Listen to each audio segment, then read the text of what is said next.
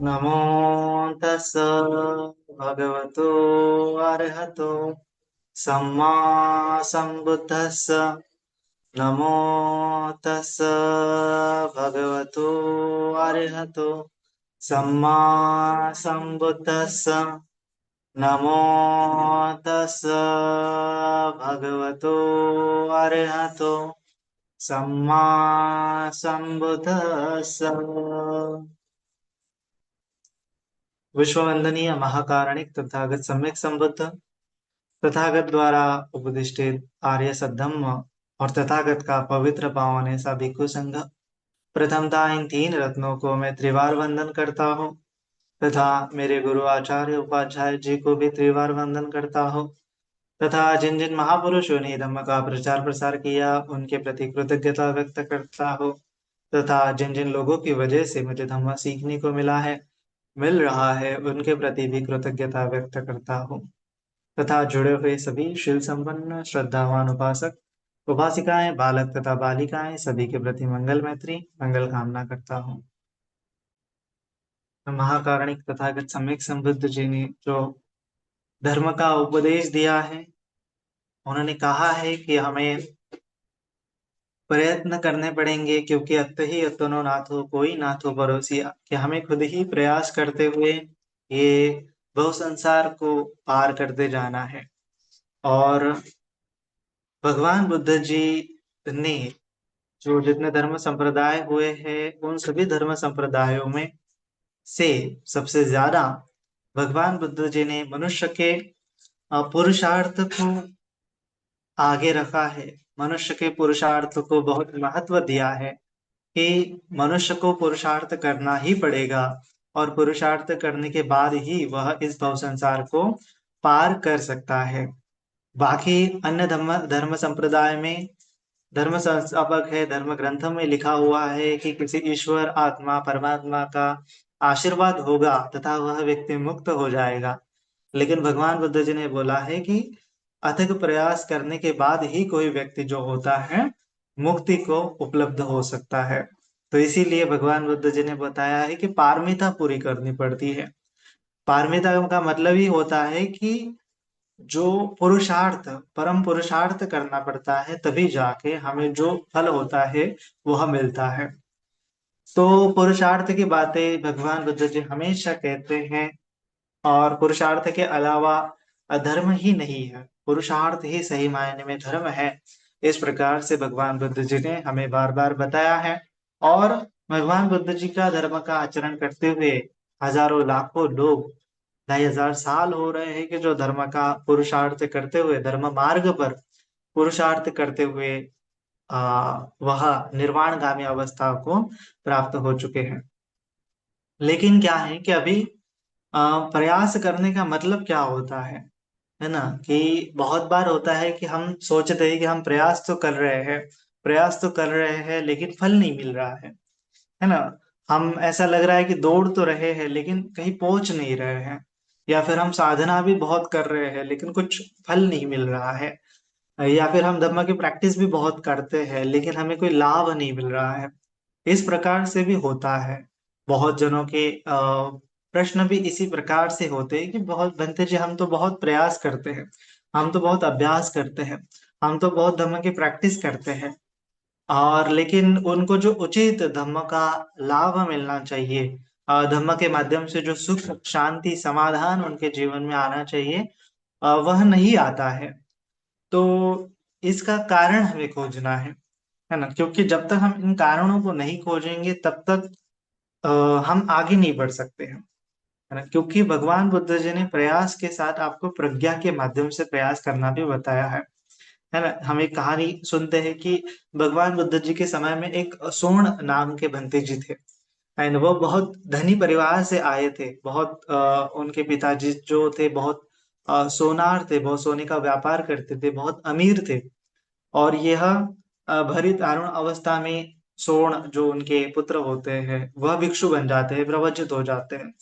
और प्रवचित होने के बाद बहुत बहुत कठोर ध्यान साधना करते हैं, बहुत कठोर पुरुषार्थ करते हैं, संक्रमण साधना वो ज्यादा करते हैं। तो इतनी ज्यादा संक्रमण साधना करते हैं कि और विनयों का भी बहुत अच्छे से आचरण करते हैं, और इतनी ज्यादा संक्रमण साधना करते हैं कि उनके पैर बहुत ऐसे सूज जाते हैं।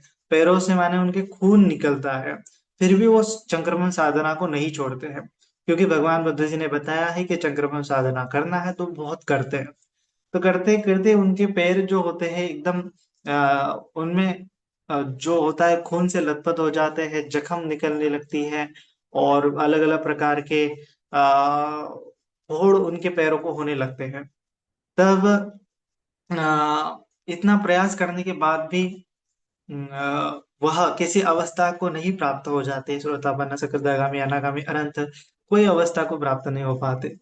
तो जिस विहार में वो रहते हैं, एक समय में भगवान बुद्ध जी भी उस विहार में आते हैं, और वह देखते हैं कि सोन जो होते हैं बनते सोन, तो सोन बनते जी बहुत प्रैक्टिस करने की वजह से उनके पैरों में बहुत चोटें आ जाती है, पीड़ा हो जाती है, खून से उनके पैर जो होते हैं भीग जाते हैं। तो भगवान बुद्ध जी जब उनके बिहार में आते हैं, तो भगवान जी बोलते हैं कि आप क्या कर सकते हैं। भिक्षु संघ को भगवान अनुमति देते हैं कि भिक्षु संघ जो होता है चप्पल पहन सकता है। तो उसके पहले चप्पल पहनने का शील नहीं था, चप्पल पहनने का विनय नहीं था, तो भिक्षु बिना चप्पल पहने ही रहते थे, यहाँ से वहां जाते थे। तब भगवान बुद्ध जी ने अनुमति दी कि चप्पल पहनने की, है ना, चप्पल पहन के भी भिक्षु विहार कर सकते हैं। तो तब भगवान बुद्ध जी ने सोन भंते जी को बताया कि सोन भंते जी, समझो कि साधना कैसे करनी है ना। जब तक आप नहीं समझोगे साधना कैसे करनी है, तब उचित लाभ जो होता है साधना का नहीं मिलता है। तो सोन भंते जी पूछते हैं कि भगवान किस प्रकार से साधना करनी है ना। तो वो वो तो बोलते हैं कि मैं तो ठीक प्रकार से परिश्रम कर रहा हूँ, जैसा आपने बताया है वैसा मैं करने का प्रयास कर रहा हूँ, पूरी तरह से मेरी तरफ से जितनी मेहनत हो सके मैं कर रहा हूँ। तब भगवान बुद्ध जी ने बताया था कि मेहनत ही काफी नहीं है, लेकिन आपको सम्यक रूप से मेहनत करनी पड़ेगी, सम्यक प्रयास करना पड़ेगा। केवल प्रयास जरूरी नहीं है, तो सम्यक प्रयास। तो सम्यक प्रयास किस प्रकार से होता है, तो सम्यक प्रयास, तो भगवान जी बताते हैं कि प्रज्ञा का यूज करना पड़ता है, प्रज्ञा का उपयोग करते हुए हमें सम्यक प्रयास करना होता है। सोनभद्र जी पूछते हैं कि भगवान कैसे प्रज्ञा का उपयोग करते हुए साधना करनी है, या फिर किस प्रकार से साधना करनी है। तब भगवान जी उनको पूछते हैं कि सोन, जब तुम गृहस्थ थे, युवक थे, तब तुम अलग अलग प्रकार के संगीत वाद्य बजाया करते थे, तो तुम्हें पता है क्या कि वीणा कैसे बजाया करते थे तुम। तो हाँ भगवान जी, मुझे पता है वीणा मैं कैसे बजाया करता था। तो मैं वीणा तो मैं अच्छी भांति बजाया करता था। तब भगवान बुद्ध जी बोलते हैं कि तब वीणा की तार तुम कैसे कसते थे, क्या ज्यादा जोर से कसते थे। तो भगवान, नहीं, ज्यादा जोर से कसने से भी वीणा की तार से अच्छा ध्वनि नहीं निकलता है। और क्या तुम ढीला वीणा की तार को कसते थे। तो भगवान, नहीं, ढीला कसने से भी वीणा से अच्छा ध्वनि नहीं निकलता था। तब भगवान, मैं मध्यम जोर लगा के जो वीणा की तार कसता था, तो ही उससे अच्छा मधुर ध्वनि निकलता था। तो भगवान जी बोलते हैं, यही मध्यम मार्ग है। तुम्हें इसी प्रकार से प्रयास करने हैं कि ताकि वीणा से जिस प्रकार से ध्वनि निकलता है, तुम्हारी साधना से भी उस प्रकार से ध्वनि निकलना चाहिए, है ना। वाणी की ध्वनि का अर्थ है फल, है ना, और वीणा की मध्यम जोर लगा के कसी हुई तार को दर्शाता है, कि मध्यम मार्ग को दर्शाता है ना। ढीली ज्यादा प्रैक्टिस करना मतलब क्या है कि अत्त कील मथानुयोग, की वीणा की बहुत कसी हुई तार को दर्शाता है, कि जो करने से खुद को ही पीड़ा मिलती है, और साधना आगे आगे नहीं बढ़ती है। भले ही हम बहुत प्रयास करते हैं, लेकिन साधना कुछ फल नहीं देती है। जिस प्रकार से भगवान जी ने जो निगंधनाथ पुत्र थे उन जमाने में, जो बहुत कठोर तपश्चर्या करते थे, तो उनको बोला है कि वह अत्त कील मथानु योग करते हैं, कि खुद को टॉर्चर करने का योग करते हैं, लेकिन उससे कुछ उनको फल नहीं मिलने वाला है ना। वह मुक्ति के द्वार पर नहीं ले जाने वाली है साधना। तो हमें सोचना है कि खुद को टॉर्चर भी नहीं करना है। और इसका मतलब ये नहीं कि साधना को छोड़ देना है।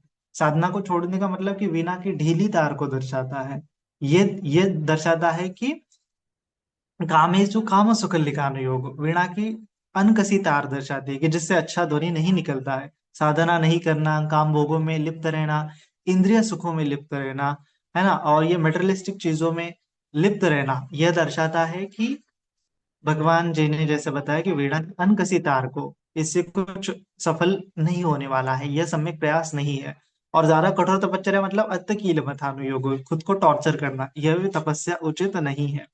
बल्कि सम्यक रूप से सम्यक व्यायाम करते हुए, सम्यक प्रयास करते हुए हमें साधना करनी है।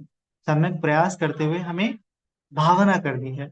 और यह सम्यक प्रयास, यह मध्यम मार्ग ही भगवान बुद्ध जी का सही मायने में मार्ग है, सही मायने में शिक्षा है।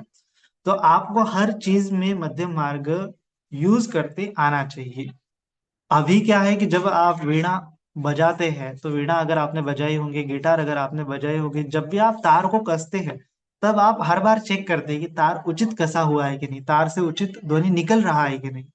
तो मध्यम मार्ग इस प्रकार से ही वो आपको बार बार चेक करना पड़ता है कि मेरी प्रैक्टिस प्रॉपर हो रही है कि नहीं, मुझे लाभ हो रहा है कि नहीं है ना। नहीं हो रहा है तो किस प्रकार से चेंजेस करना है, तार को थोड़ा ढीला करना है या फिर तारों को ज्यादा कसना है। ये आपको आपकी प्रज्ञा के आधार पर ही चेक करना पड़ता है, प्रज्ञा के आधार पर ही बदलना पड़ता है, प्रज्ञा के आधार पर ही सुधार उसमें करने पड़ते हैं। तो प्रैक्टिस का भी वही है कि प्रज्ञा के आधार पर ही आपको प्रैक्टिस को बढ़ाना या घटाना होता है। ठीक है। तो आपको प्रैक्टिस में एक तो होना चाहिए, निरंतरता होनी चाहिए। निरंतरता के साथ लाइक आपको केवल प्रयास नहीं करने हैं, लेकिन मेरे प्रयास कहाँ तक जा रहे हैं, मेरे प्रयास कितने सफलता को प्राप्त करते हैं, मेरे प्रयास से मुझे लाभ मिल रहा है कि नहीं मिल रहा है, मैं और उचित ढंग से कैसे प्रयास कर सकता हूँ, ये खुद आपको खोजना है। ये मध्यम मार्ग क्या है कि ये खोजना पड़ता है। ये मध्यम मार्ग आपको मिलता नहीं, ये खोजना पड़ता है। ये प्रैक्टिस का भाग है ना। प्रैक्टिस से ही मध्यम मार्ग आपको मिलता है। और मध्यम मार्ग में क्या है कि सभी चीजें इंक्लूडेड है ना। केवल वहां पे आप ध्यान साधना कर रहे, ध्यान साधना कर रहे, इतना पर्याप्त नहीं है। आपको तीनों रूप से जो मध्यम मार्ग है, शील समाधि प्रज्ञा, शील के स्कंद, समाधि के स्कंद और प्रज्ञा के स्कंद, इन तीनों स्कंदों का अभ्यास करना पड़ेगा। आप सोचोगे कि केवल मैं ध्यान साधना कर रहा हूँ, ओके ओके है, इतना नहीं है। आपको शील का भी पालन करना बहुत अनिवार्य है। आप सोचोगे कि मैं शील का पालन कर रहा हूँ, ओके ओके है, नहीं, आपको प्रज्ञा की भावना भी उतना करना पड़ेगा। और आप सोचोगे कि मैं केवल प्रज्ञा की भावना कर रहा हूँ, मुझे अभी शील समाधि करने की कोई जरूरत नहीं, तो ये भी ओके ओके बिल्कुल भी नहीं है। ये गाड़ी तीन पहियों की गाड़ी है, और तीनों पहियों का आपको बैलेंस बनना है। एक पहिया भी अगर पंक्चर हो जाता है तो गाड़ी आगे नहीं बढ़ेगी, आपको मध्यम मार्ग कभी नहीं मिलेगा। मध्यम मार्ग मिलना है, मध्यम मार्ग को खोजना है, तो आपको तीनों शील समाधि प्रज्ञा, ये तीनों प्रैक्टिस प्रॉपरली करनी है ना। तो शीलों में तो आप शील का आचरण करते हैं, लेकिन आपको समाधि का साधना, समाधि का भावना भी करना उतना ही जरूरी है। और प्रज्ञा को बढ़ाने के लिए आपको बार बार धम्म श्रवण करना, ये भी जरूरी है। अगर आप केवल धम्म श्रवण करोगे और धम्मा का प्रैक्टिस नहीं करोगे, जो शील और समाधि है, तो आपको उचित लाभ नहीं मिलने वाला है। और आप केवल धम्म श्रवण करते हुए शील में संतुष्ट रहेंगे तो उतना भी आपको काफी नहीं है, आपको समाधि का अभ्यास करना ही पड़ेगा। आर्य अष्टांगिक मार्ग की भावना आपको करनी ही पड़ेगी। उसमें से एक भी अंग छूटना नहीं चाहिए। एक भी अंग छूटता है तो गड़बड़ हो जाती है, क्योंकि भगवान बुद्ध जी ने जो आर्य अष्टांगिक मार्ग खोज के निकाला है। तो कहने का तात्पर्य इतना ही है कि आपको आर्य अष्टांगिक मार्ग में से एक भी अंग को नहीं छोड़ना है, एक एक अंग को लेना है, सम्यक दृष्टि को लेना है, उसके बारे में चिंतन मनन करना है, सम्यक संकल्प को लेना है, उसके बारे में चिंतन मनन करना है। और इसकी मैं कैसे प्रैक्टिस कर सकता हूँ, कैसे अभ्यास कर सकता हूँ, इसके बारे में आपको बार बार सोचना है, यानी योनिसो मनसिकार करना है ना। सम्यक वाचा है, सम्यक कर्मांत है, सम्यक आजीविका है, इसको मैं कैसे धारण कर सकता हूँ, बढ़ा कैसे सकता हूँ, कैसे अभ्यास कर सकता हूँ, कैसे प्रैक्टिस में उतार सकता हूँ, है ना। सम्यक व्यायाम है, सम्यक सती है, सम्यक समाधि है, इसको कैसे धारण कर सकता हूँ, कैसे उसका अभ्यास को बढ़ा सकता हूँ, है ना। और इन आठों अंगों का एक दूसरे के साथ कैसा संबंध है, क्या रिलेशनशिप है ना, किस प्रकार से वो एक दूसरे को इन्फ्लुएंस करते हैं, अन्य मन्य बच्चे हैं, एक दूसरे को हेतु प्रत्यय बनते हैं, इसके बारे में भी आपको सोचना है। क्योंकि भगवान बुद्ध जी का धम्म ही हेतु प्रत्यय है ना। और हेतु प्रत्यय का आधार लेते हुए ही आपको धम्म को जानना है और धम्म का अभ्यास भी करना है ना। क्या हेतु है, क्या प्रत्यय है कि मेरी प्रैक्टिस नहीं हो रही है, क्या हेतु है कि क्या प्रत्यय है कि मेरी प्रैक्टिस को मुझे बढ़ाना है घटाना है, किस हेतु से किस प्रत्यय से बढ़ाना है, किस हेतु से किस प्रत्यय से घटाना है, ये आपको समझना आना चाहिए। क्योंकि भगवान बुद्ध जी का धम्म ही हेतु है ना। हे धम्मा हेतु भवा, हेतु तेसन तथागतो आहो तेसन से यो निरोधो एवं वादी महासमो, कि भगवान बुद्ध जी का धम्म हेतु प्रत्यय के अलावा कुछ है ही नहीं है। अगर प्रैक्टिस करते समय आप हेतु प्रत्यय को नहीं समझ में आ रहा है आपको, तो धम्म भी नहीं समझ में आता है ना। केवल साधना करने के लिए साधना नहीं करना है, साधना को बढ़ाने के लिए साधना करना है, कि मैं जब बैठ रहा हूँ ध्यान को, तो मैं कैसे ध्यान को बढ़ा सकता हूँ, क्या क्या चीजें हैं कि जो मैं उसमें इंक्लूड कर सकता हूँ, मेरी साधना को कैसे सुधार सकता हूँ, मैं साधना को कैसे अलग ढंग से कर सकता हूँ या अलग ढंग से कैसे बढ़ा सकता हूँ, जो कर रहा हूँ उसमें कैसे इम्प्रूवमेंट मैं कर सकता हूँ। इन चीजों को आपको सोचना है। केवल अच्छा लग रहा है अच्छा लग रहा है ऐसे करते नहीं जाना है ना। अच्छा लगना है, उचित बात है, साधुवाद है, अच्छी बात है, लेकिन उस अच्छेपन को और कैसे बढ़ा सकता हूँ, है ना, उस अच्छेपन को विस्तारित रूप से निर्वाणिक लेवल तक कैसे ले जा सकता हूँ, इस बारे में आपको सोचना पड़ेगा। और फिर तब आपको खुद ही आपके अंदर से, जो आपने धम्म को श्रवण किया है, जो धम्म का आप चिंतन मनन करते हो, उससे ही आपको मार्ग मिलेगा, है ना। क्योंकि ये धम्म ऐसा ही है, ओपन आयु को धम्म का आपको थोड़ा थोड़ा अनुभव आने लगता है, तो धम्म अपने आप आपको प्रैक्टिस कैसे करनी है, क्या करनी है, धम्म दिशा दिखाने लगता है ना। तो इसीलिए धम्म प्रैक्टिस पे विश्वास रखो और साधना को अच्छे से करो, है ना। कोई भी अंग छूटना नहीं चाहिए, बारीक से बारीक भी आपको शील समाधि प्रज्ञा, बारीक से बारीक शील भी आपका खंडित नहीं होना चाहिए, इसके ऊपर आपको शक्तिमान रहना है ना। और काया कर्म वाचा कर्म मनोकर्म, इन तीनों कर्मों को परिशुद्ध करने की कोशिश करनी है। क्योंकि ये तीन परिशुद्ध है तो ही आपको साधना में क्या होता है, लाभ होता है। काया कर्म वाचा कर्म मनोकर्म, और इस प्रकार से आपको आपके जो काया कर्म वची कर्म मनोकर्म, इसको परिशुद्ध करने के लिए हमेशा सजग रहना है। और यही कर्म फिर आपको धीरे धीरे शील समाधि प्रज्ञा की राह पर लेके जाते हैं। शील समाधि प्रज्ञा कहो या फिर काया वाचा मनोकर्म को परिशुद्ध कहो, एक ही चीज है ना। क्योंकि धम्म मतलब परिशुद्ध की भावना है, तो आपको परिशुद्ध करना है। सचित्त पर्योदपणं एतं बुद्धान शासन, तो इस प्रकार से चित्त को परिशुद्ध करने के लिए कोई कसर नहीं छोड़नी है, और हमेशा सोचना है कि मैं मेरे चित्त को और कैसे परिशुद्ध कर सकता हूँ। या फिर ये भी आप सोचो कि चित्त की परिशुद्धता का मतलब क्या है, ये प्रश्न आपको पढ़ने चाहिए। ये आपको खुद समझना है कि मेरा चित्त अभी परिशुद्ध है नहीं है, कैसे कर सकता हूँ और इस परिशुद्ध को कैसे बढ़ा सकता हूँ, ये आपको खुद ही जानना पड़ेगा, है ना। खुद ही नोटिस करना पड़ेगा और फिर उसको सुधारने की कोशिश करनी पड़ेगी। ठीक है, तो इस प्रकार से आपको आपके कर्म को परिशुद्ध करने के लिए हमेशा चित्त को परिशुद्ध रखना है ना। कोई लोभ द्वेष मोह घृणा मत्सर अहंकार मन में घुसने नहीं देना है। जब भी ये विकार मन में घुसते हैं तो मन बहुत भारी हो जाता है, और इसके बहुत विपरीत परिणाम आपको भुगतने पड़ते हैं। खुद जीवन में दुख आता है, कष्ट आता है, परेशानी आती है ना। जो भगवान जी ने बताया ना, मनोभवंगा धम्मा मनोसेट्ठा मनोमया मनसाते पदुत्थेन भासते वा करोति वा ततो दुख मनवेति। जब मन में ये क्लेश होते हैं विकार होते हैं तो दुख आता है। तो इसीलिए मेरे मन से ये क्लेश ये विकार मैं कैसे निकालूं, है ना, मन को कैसे परिशुद्ध करूं, क्योंकि मनसा से प्रसन्न है, भासते व करोति व ततो न सुखम अन्वेति छाया व अनपायिनी, ऐसा भगवान जी ने बताया है कि मन को प्रसन्न करोगे तो उसके अनुसार ही आपके जीवन में सुख आएगा, जैसे कभी न साथ छोड़ने वाली छाया है। तो ये आपको खुद चूज करना है कि मेरा मन अभी सुखी है कि दुखी है इस क्षण में, और कितने देर तक इस सुख को वो अनुभव कर पाता है। ये मन की प्रसन्नता मन की परिशुद्धता कैसे मैं बढ़ाऊं। अभी वर्तमान में आंख बंद करने के बाद मेरा मन उतना प्रसन्न है क्या, परिशुद्ध है क्या, ये आपको हर मोमेंट में, जब भी आपको ख्याल आता है, जब भी आपको अवेयरनेस आता है, जब भी आपको होश आता है, तब जानने की कोशिश करनी है कि मेरा मन इस मोमेंट में परिशुद्ध है कि नहीं है। और ये अभी इस मोमेंट में नहीं है तो इसको कैसे परिशुद्ध कर ले आओ। तो उस मोमेंट में आपको आनापान सती है, मैत्री भावना है, बुद्धानुसति है, ये साधना करते हुए आपके मन को आपको शांत करना है, परिशुद्ध करने की कोशिश करना है। फिर मन परिशुद्ध होता है तो उसको फील करना है कि हाँ अभी मेरा मन शांत है ना, शीतल है, हल्का है, और कितना अच्छा है। और ये हमेशा ऐसा क्यों नहीं रहता है? तो ऐसा रहने के लिए आपको प्रयास करना है। ठीक है। तो उसका मार्ग क्या है? तो आर्य अष्टांगिक मार्ग है, शील समाधि प्रज्ञा है, काया वाचा मन के कर्मों को सुधारना है। ठीक है। तो आज के लिए इतना ही। और सभी के प्रति मंगल मैत्री मंगल कामना करता हूँ। सभी का मंगल हो, सभी का कल्याण हो, सभी जन सुखी हो, सुखी हो, सुखी हो। साधु, साधु, साधु।